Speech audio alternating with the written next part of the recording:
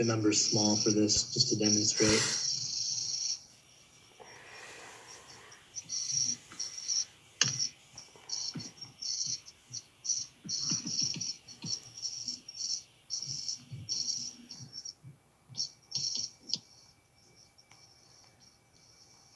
So let's say we have a square pyramid, and the height of the pyramid is, let's say 7 feet is the height.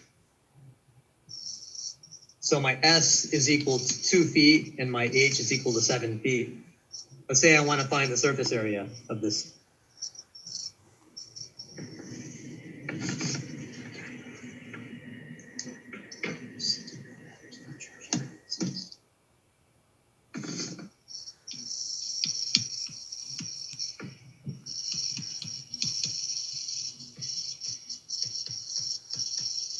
Okay, so I just have to plug in all the numbers. So that's just going to be 2 squared plus 2 times. 2 squared would be like this, plus 4 times 7 squared. So 7 is the height, S is the side length.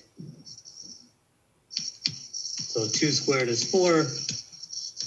I have to do all this stuff here. So 2 squared is 4 plus 7 squared is 49. So 4 times 49, we do the exponents first.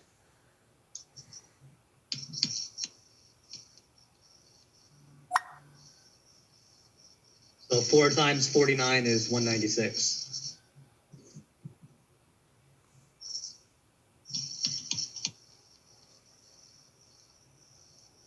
So 196 plus 4 is 200.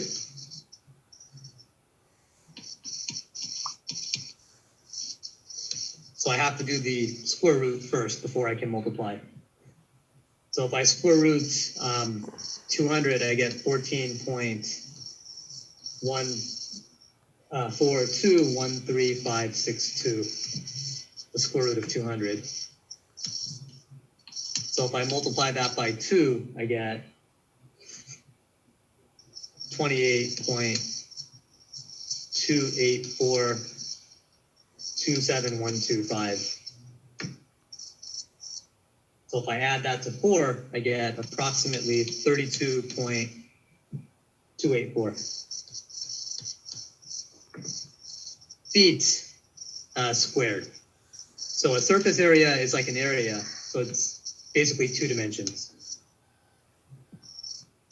Okay, so you have to remember your order of operations when you do this. So we do all the exponents first, then the multiplication, then we can add at the end.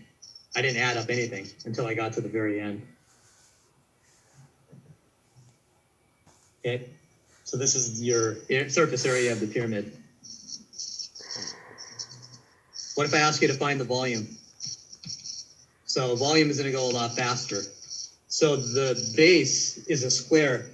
So my B is going to be S squared. So that would be 2 feet squared times the height, which is 7 feet.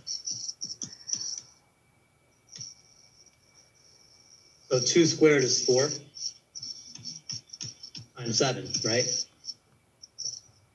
So if I do this, it's going to give me 28 over 3, which is 9 2/3. 9 1/3.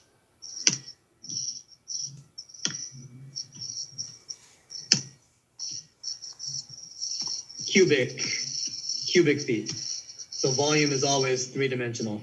So just like with this, yeah, it's 3-dimensional. So volumes are 3-dimensional. Volume.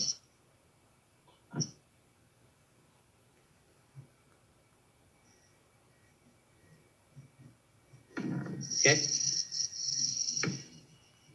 All right, so let's talk about cylinders and spheres, and then we'll probably stop. So we talked about rectangular solids. We talked about pyramids. So let's talk a little bit about cylinders. I could have actually done the other example. Yeah, so I'm going to have to erase my work here somewhere. Well, let me see. I'll just go further down.